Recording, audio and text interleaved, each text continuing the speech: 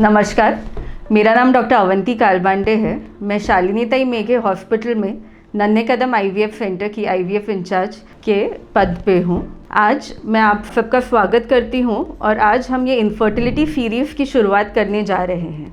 आज मैं आपसे बात करूँगी कि इनफर्टिलिटी क्या होती है, उसके मूल कारण क्या है। इनफर्टिलिटी या व्यंधत्व जिसे कहते हैं, उसका मतलब है जब एक कपल 1 साल तक, शादी के बाद 1 साल तक साथ रहते हैं पर फिर भी उनको प्रेगनेंसी नहीं रुक पाती है, तो हम उसे इनफर्टिलिटी कहते हैं। अगर उम्र 35 के ऊपर है तो यह जो 1 साल का पीरियड मैंने बताया उसे हम कम करके 6 महीने का कर देते हैं। तो मतलब आपको 1 साल या 6 महीने तक प्रेगनेंसी नहीं रुक पा रही है तो आपको तुरंत आपके डॉक्टर को कंसल्ट करना है। अब इनफर्टिलिटी के कुछ कारण हैं। काफ़ी बार हमारे समाज में ऐसे ब्लेम किया जाता है कि ये औरत के वजह से इनफर्टिलिटी हो रही है या इस कारण से इनफर्टिलिटी हो रही है। तो मैं आपको बताना चाहूँगी कि ऑलमोस्ट 35% कॉजेज़ रहते हैं फीमेल पेशेंट के, 35% रहते हैं मेल कॉजेज़ और 30% रहते हैं अनएक्सप्लेन कॉजेज़, मतलब जिनका कुछ कारण नहीं होता है। सब कुछ नॉर्मल होने के बावजूद भी इनफर्टिलिटी रह सकती है।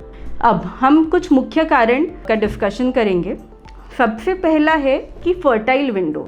काफ़ी लोगों को इस फर्टाइल विंडो के बारे में नहीं पता है। अब फर्टाइल विंडो क्या रहती है? फर्टाइल विंडो का मतलब है जब माहवारी आती है उसके करीब 14वें या 15वें दिन के करीब ओव्यूलेशन होता है। अब ओव्यूलेशन बहुत ज़रूरी है प्रेगनेंसी रुकने के लिए।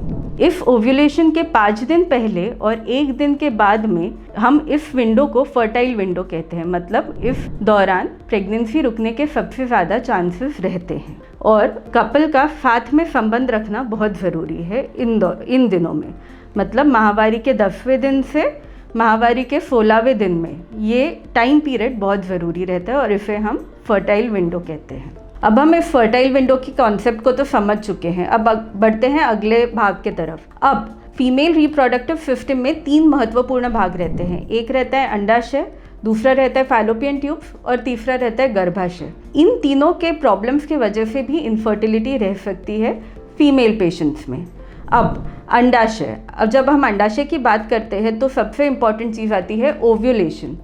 ओव्यूलेशन क्या होता है, ये शब्द का मैं बार बार प्रयोग करते जा रही हूँ तो मैं आपको बताना चाहूँगी कि हर महीने क्या होता है, जब माहवारी का दूसरा दिन आता है तो अंडाशय में 3 से 4 अंडे बनने शुरू होते हैं।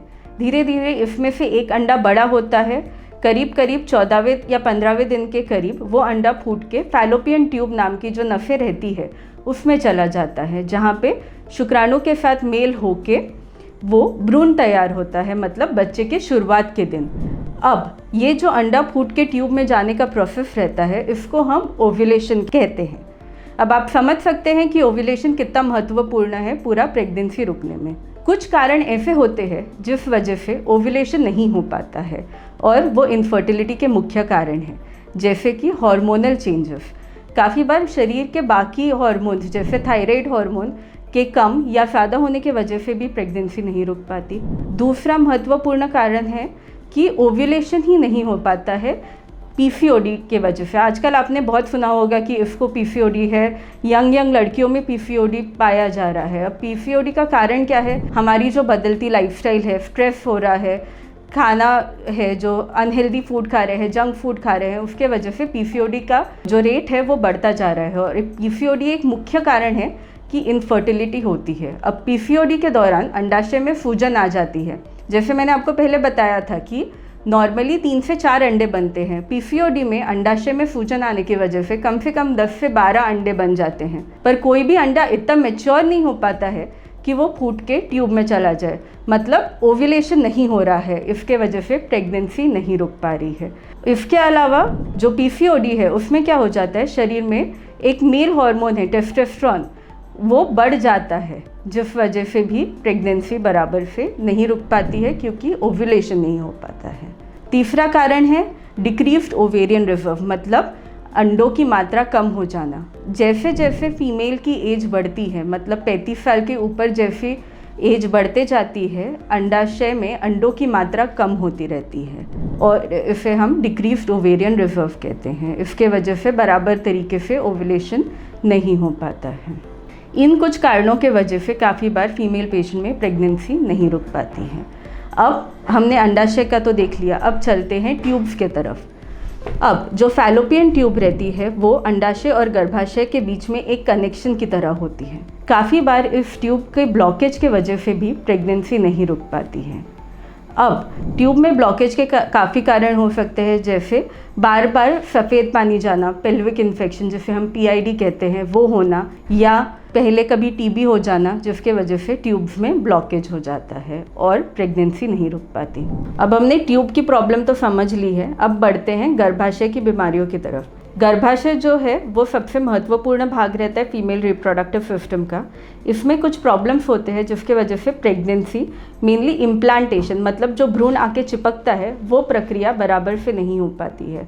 अब जो काफ़ी कॉमन कारण है वो है यूट्राइन अनोमली, मतलब जन्मता कुछ गर्भाशय में अगर प्रॉब्लम्स होती है तो हम उसे यूट्राइन अनोमली कहते हैं, जैसे गर्भाशय में पर्दा होना, गर्भाशय के 2 भाग होना, इसके वजह से प्रेगनेंसी नहीं हो पाती है। दूसरा फाइब्रॉइड्स, पॉलिप्स, इन सब कारणों की वजह से जो है इम्प्लांटेशन बराबर से नहीं हो पाता है और प्रेगनेंसी नहीं रुकती है। अब फीमेल रिप्रोडक्टिव ट्रैक्ट के बारे में तो हमने समझ लिया। अब पुरुषों में भी कुछ कारण हैं जिसके वजह से प्रेगनेंसी नहीं रुक पाती। सबसे पहला कारण है कि कुछ प्रॉब्लम्स जो है जिसके वजह से संबंध नहीं बना पाते हैं, जैसे इरेक्टाइल डिस्फंक्शन, उसके वजह से बराबर से संबंध नहीं हो पाता और प्रेगनेंसी नहीं रुकती है।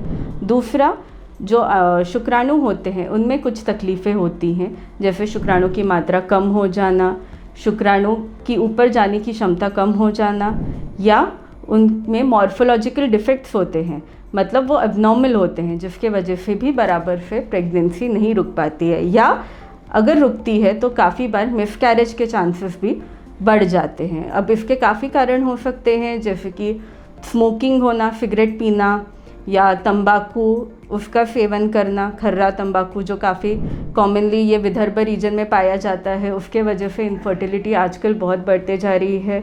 हीट एक्सपोजर, स्ट्रेस और खाना नियमित तरीके से नहीं खाने की वजह से भी आजकल पुरुषों में इनफर्टिलिटी पाई जाती है। अब ये तो मैंने आपको बता दिया कि कारण क्या है। अब हमें यह समझना ज़रूरी है कि इनफर्टिलिटी पूरी तरह से ट्रीटेबल है। इस हर चीज़ जो मैंने बताई उसका कुछ ना कुछ सल्यूशन है, बस सही समय पे नियमित तरीके से अपनी ट्रीटमेंट लेना और आपके करीबी डॉक्टर के पास जाना आपको बहुत ज़रूरी है।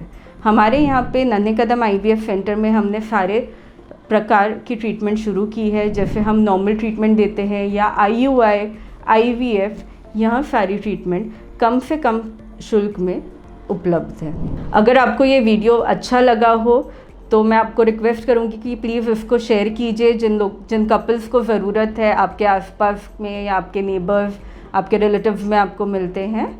Thank you.